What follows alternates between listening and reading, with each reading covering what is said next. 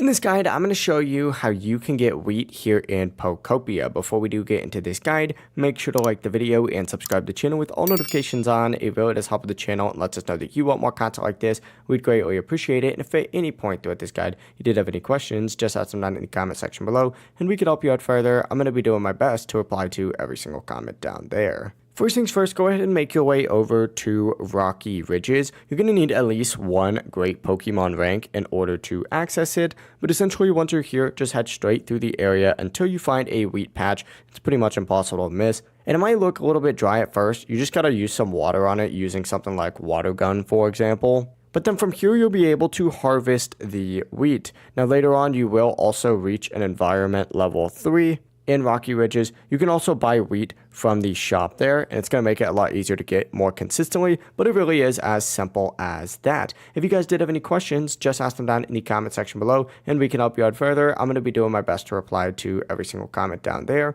Before you do leave this guide, make sure to like the video and subscribe to the channel with all notifications on. It really does help us out and lets us know that you want more content like this. We'd greatly appreciate it. Have a great rest of your day, though. Peace.